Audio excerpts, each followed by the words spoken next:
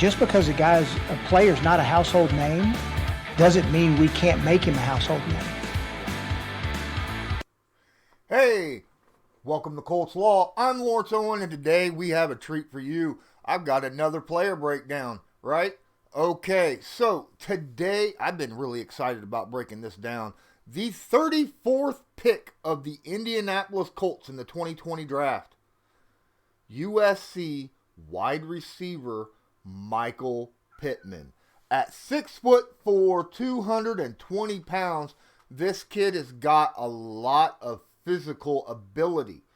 Now, it's not just his size that sets him apart from a lot of the other receivers that the Colts have had in the past and what, he brings as compared to a lot of the receivers that were in this draft. I mean, there was a lot of really great receivers in this draft. But Chris Ballard grabbed Michael Pittman Jr., and I was really excited when that happened. Now, if you go back and look at his junior year, Michael Pittman actually had his breakout year in his junior year. He played 11 games. He had 41 catches for 758 yards, 6 touchdowns. Now, 41 catches for 758 yards. That's 18 and a half catches, or 18 and a half yards a catch. 18 and a half yards. Come on. Dear goodness gracious, it's like every time he caught the ball, it was a first down plus some. Like almost 2 first downs. Almost every time he caught the football. Jeez Louise. But that's okay. He still only had 41 catches. So that wasn't exactly, a superstar type of season that he had as a junior year. But it was because of that season that he became the number 1 target last year in 2019. Last year, he caught the ball 101 times for 1,275 yards and 11 touchdowns. Yes, his yards per reception dropped to a meager 12.6 yards a reception. And I say meager because that's pretty darn good even in the NFL standards. It's just not the 18 and a half yards that he had his junior year. Now, I am going to bring up something that kind of worries me just a little bit. Not only did he play for the University of Southern California, he grew up in Southern California. That's where he's lived his life, is in Southern California. That's fair weather country out there. That is beautiful, wonderful weather all year round. He doesn't have to worry about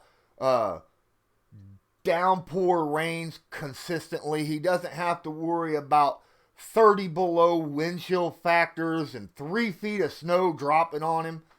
This is Indiana, and that's the kind of weather you're going to see a lot. Fog. And it's not just, yes, I understand. Lucas Oil Stadium, the Indianapolis Colts Stadium, is a retractable roof stadium. They can close it in bad weather. However, they play a lot of teams that actually play in an open stadium. Remember Buffalo a couple years back? Quite a few years. Remember that? Frank Gore had to run the football through like 2 feet of snow while a blizzard was dropping.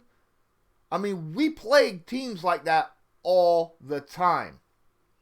The good thing is the Indianapolis Colts have an outside field in which when bad weather hits and they know they're going to be playing outside, and that following week, they go out and they play in that bad weather. It doesn't matter if it's a blizzard outside or something of that nature, or if it's pouring rain. As long as there's not a lot of lightning, in rain, they'll go out and they'll play in that just to kind of acclimate people like Michael Pittman Jr. here into playing in that kind of weather that they expect to play against, especially when you go up against teams like Kansas City, Chicago, New England, those hardcore, we love playing out in the elements type of teams.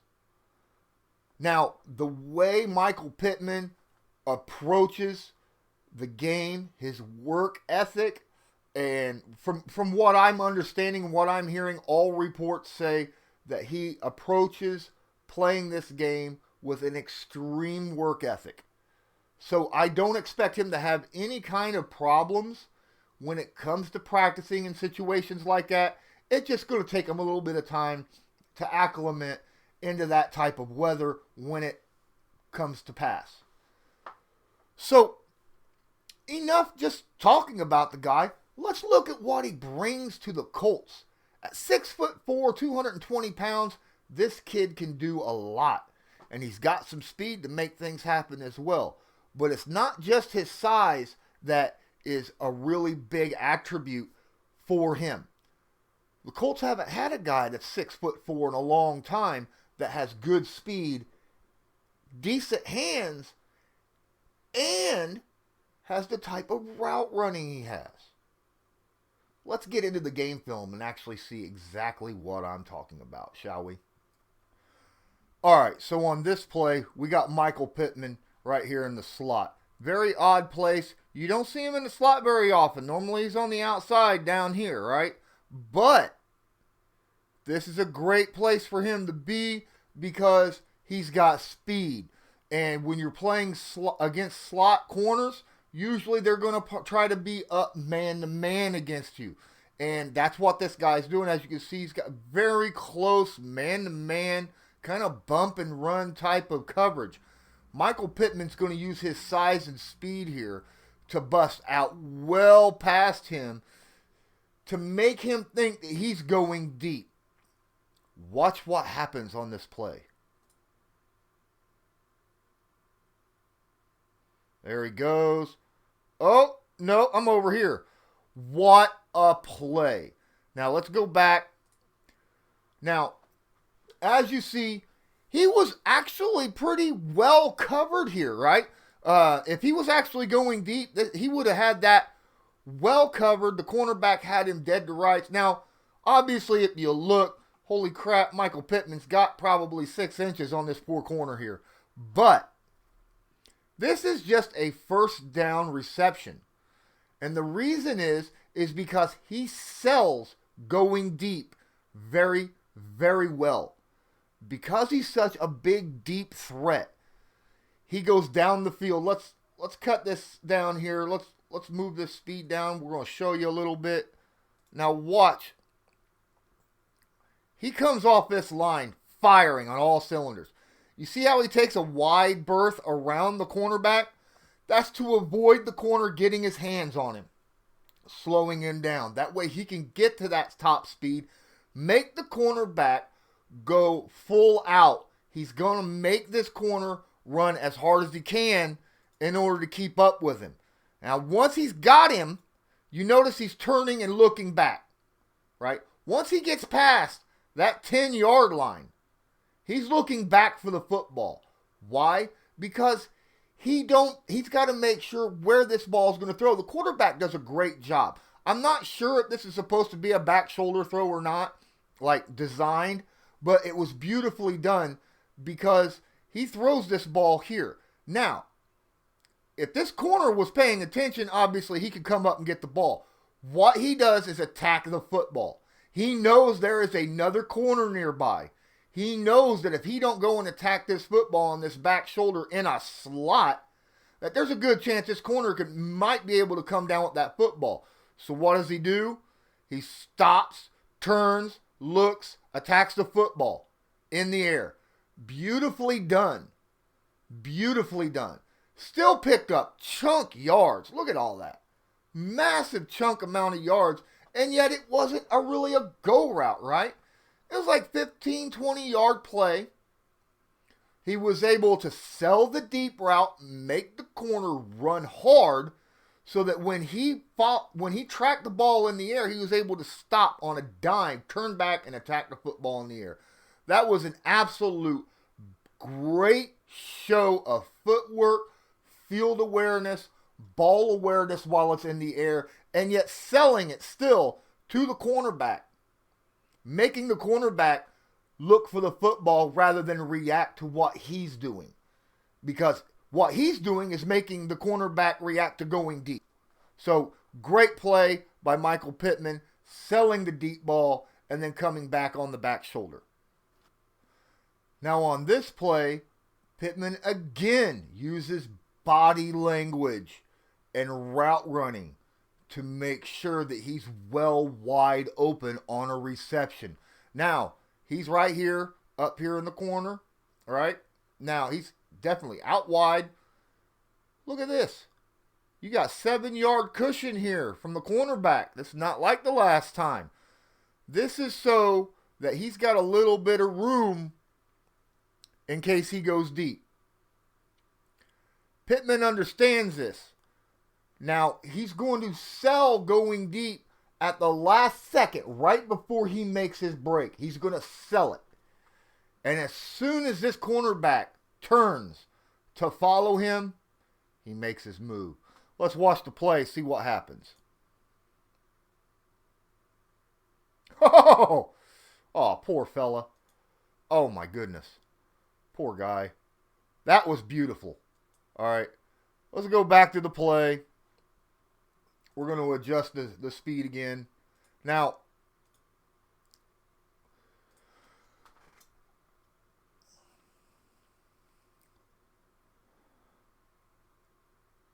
he takes off. Now, if you look, he's gunning. You see how he looks like he's taking off hard. He's trying to sell that deep route. He's already got the hips on that corner coming. Corner's definitely thinking he's going deep. Now watch. As soon as the corner turns his head, you seen that, didn't you? Watch the corner. See, the corner's watching. He turns his head. That's when he makes his move. He watch his feet. Watch how he slows down also. Watch his feet. Watch. Jab. That's digging in to stop as quickly as possible. That is great footwork right there to make sure that he's able to stop in just a 2 or 3 yard little span here from a full sprint. Making the cornerback, since he's turning his head, he doesn't even realize he's already made the break. Now in the NFL, with a good quarterback, see, the quarterback still has the ball in his hand.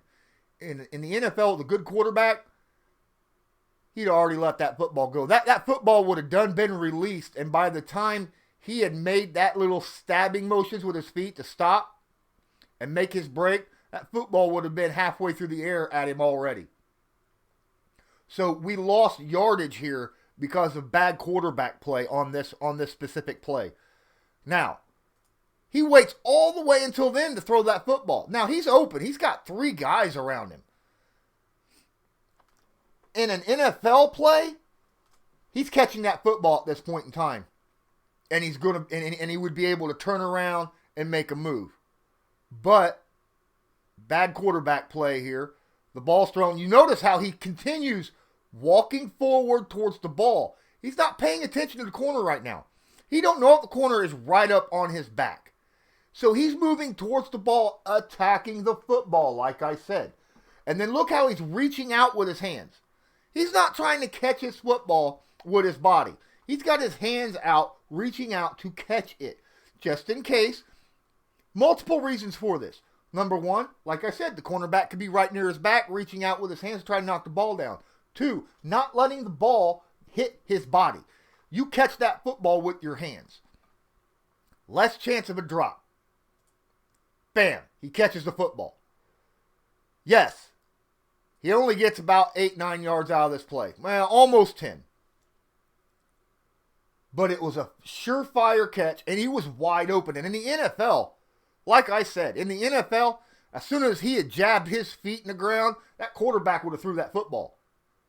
As soon as that quarterback seen that his feet was jabbing the ground to stop, and seen the distance between the corner and him, Phillip Rivers for the Colts, he would have threw that football right then. He would have caught that ball. Let's see where he was jabbing. Let's check that out. See? He's jabbing way back here. Bam, bam, bam, bam, bam, bam. He'd have threw that football, but football would have been about right here right now. The ball would have done hit him here. That's an automatic first down. That's 12 yards, you know. Automatic first down had that been Phillip Rivers throwing the football. Plus, he could have used his size, speed, and ability in order to turn around and maybe make a move on this corner here. Maybe do a little fake in and then turn around, go up the sideline for a touchdown. Don't know. I wouldn't put it past Michael Pittman. Michael Pittman's got skills. But either way, even with bad quarterback play, Michael Pittman turned this play into a good play. Great, almost 10-yard play. Congrats to the guy. Now we get to see the beauty of Michael Pittman Jr. on this play. A lot of people do not realize that this is a massive play. It's a highlight reel play. A lot of people notice it. But what they don't realize that if this was an average everyday receiver out there getting the ball thrown to him, a speedster, this ball would have been picked off and ran the other way. But because Michael Pittman attacks a football and knows how to position himself and set himself up to make a catch first, not make the big play afterwards, get the catch first, this play turns into a monster highlight reel play. Let's watch what happens. Everybody's seen this play. You watched highlights from Michael Pittman. All right, there he goes. Gone. Let's watch it all the way through. Weaves in, out. Catches. Oh, get off me. You ain't stopping me. I'm getting in the end zone. Touchdown. That's right. 70-some yards on that play. 77 yards and a touchdown. And you think, well, he just jumped up, caught the ball, right? No. Multiple things happen here.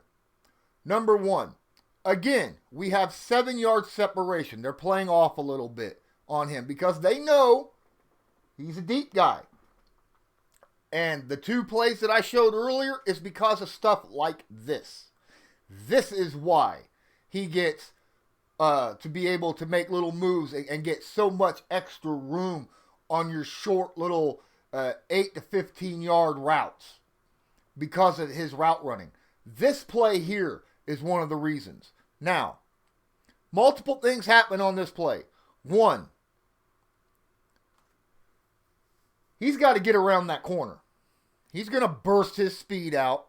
He's going to get off the ball really quick. There's the snap. He takes off. Corner watches. Now the corner knows he's got safety help over the top, right?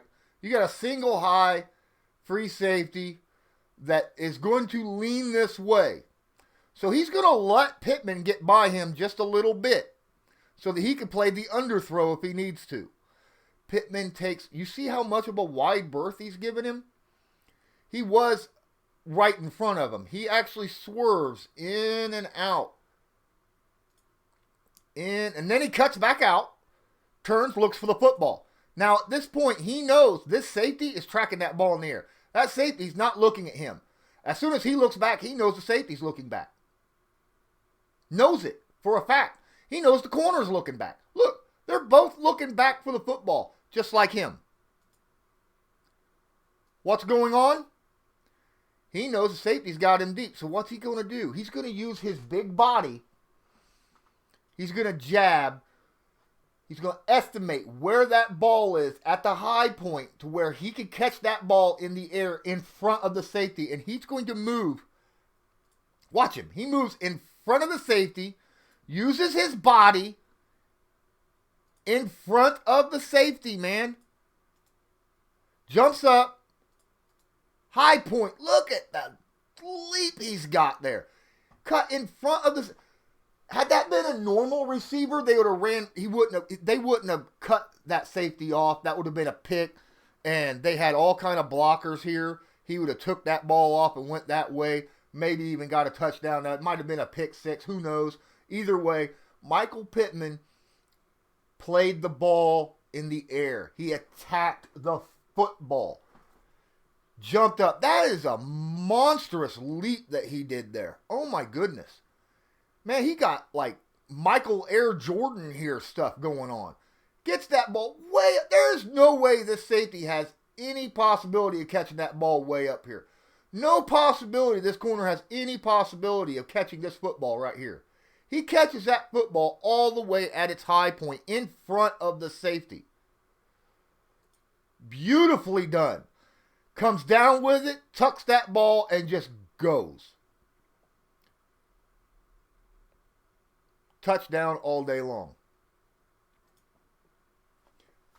That's what Michael Pittman, that's why he's scary. Because he knows how to use his body. He knows how to adjust to the football while it's in the air. He knows how to block out defenders. Even guys who aren't necessarily covering him on the spot. He knows when a safety's coming over the top. He's used to it. And he's able to cut in front of that safety rather than watch the safety cut in front of him like what normally they would try to do. Beautiful play by Michael Pittman Jr.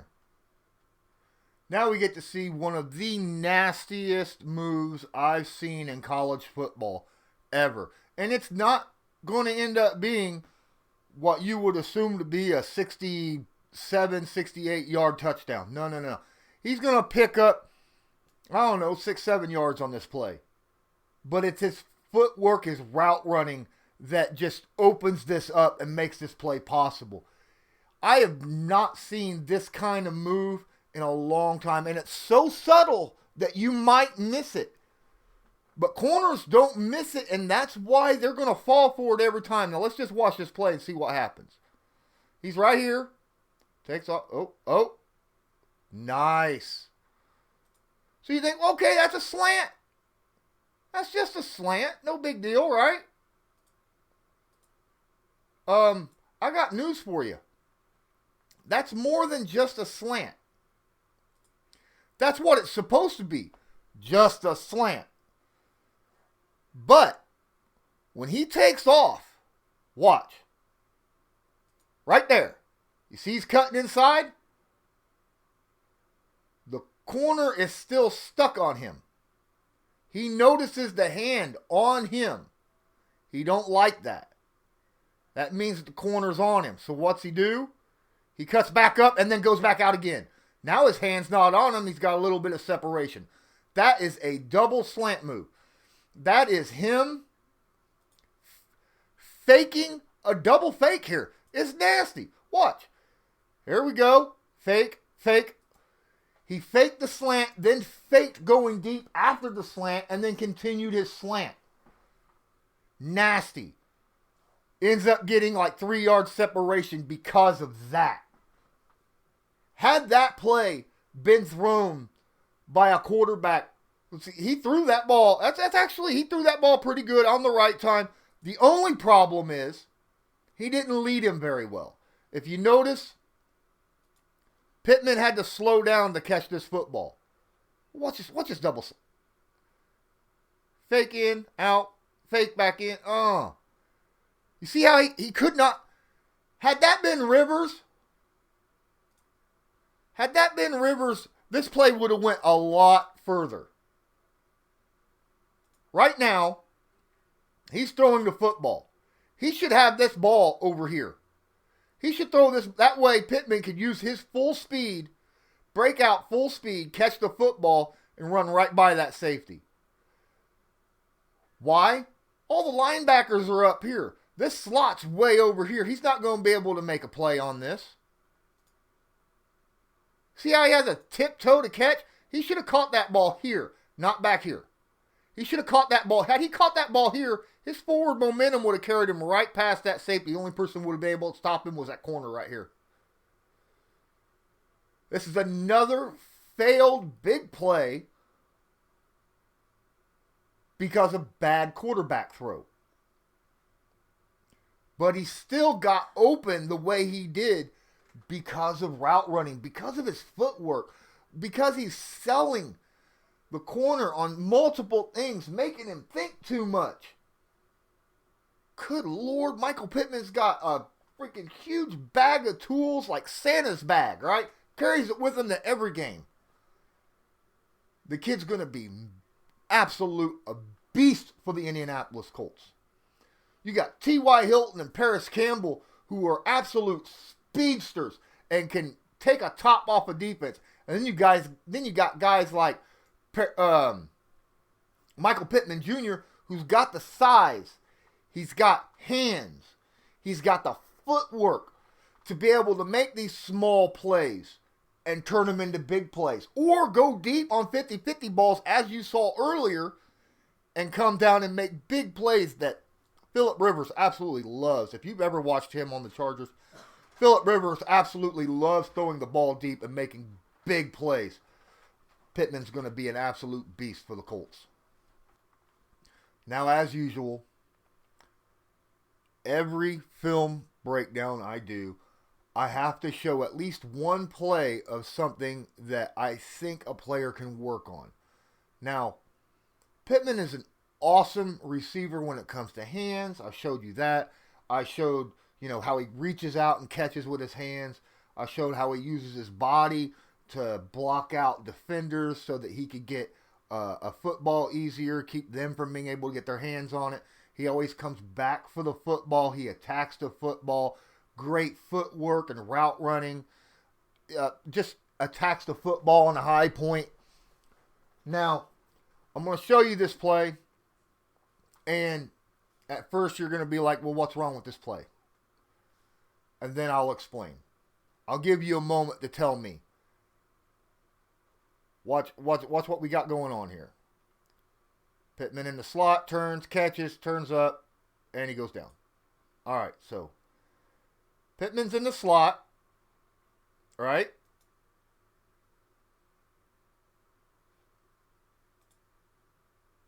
He catches and goes down. You're going to hear me say that an awful lot. He catches and he goes down. Now, I love the fact that he catches, all right? Everybody, that should be the very first priority of any receiver, and he does a good job at that. Catches the football. Make sure he has the football. Now he's got to learn when he gets into the NFL, understand what to do with the football after he has it in his hand. All of his yards after catch yards are from catch and runs where nobody's around him. He catches the football and goes, right? He doesn't have a lot of moves. He goes down on tackle. You see this tackle here? This is a very simple.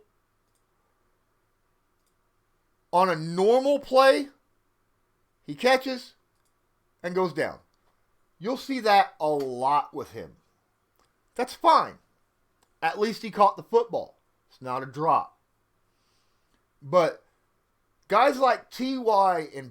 and guys like that, they're going to teach him how to make open field moves, even with his back turned to the defender, so that he can make that first guy miss.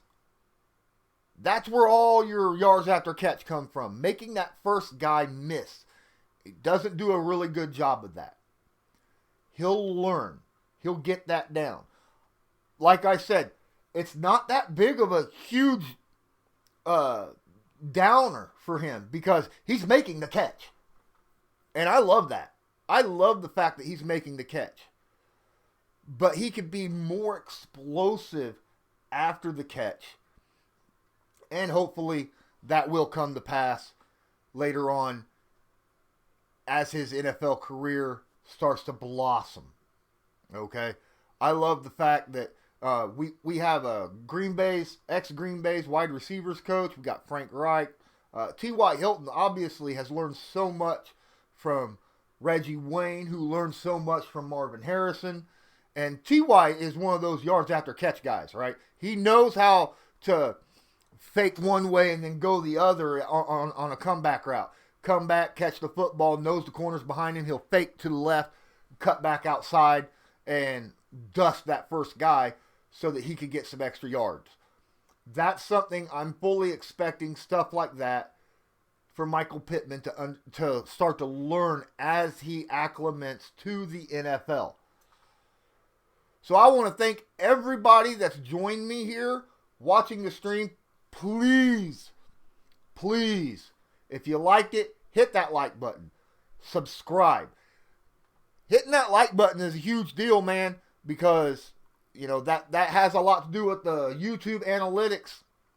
There's not a lot of really good game film breakdowns of Michael Pittman Jr. I wanted to make sure I brought this out for you so that I can show you exactly what I see with this guy. So please, please, please hit that like button. Please, please, please subscribe so that also hit that notification bell so that you're notified next time I upload a video or go live. And if you got social media, my guys, as you noticed, I just started doing this a couple months ago. Really enjoy doing it, but I don't have the exposure yet. So you guys sharing on your social media, trying to help me get out there, would be a huge benefit to me so that I can keep going. Don't forget also, in the bottom of the description, there is a single-time donation, a link that you can go to donate to my channel here. Help keep me going, especially in this time where, you know, jobs are so hard. It's hard to come up with some money and continue bringing this kind of stuff to you guys. I'd appreciate if you got a couple extra bucks, man. I'd appreciate a donation just so I can continue bringing this stuff out to you and maybe upgrade, get better as I go. Be able to buy more things and more equipment, more software, stuff like that. But until next time, I'm Lawrence Owen. This is Colts Law, and I want you to have a good one.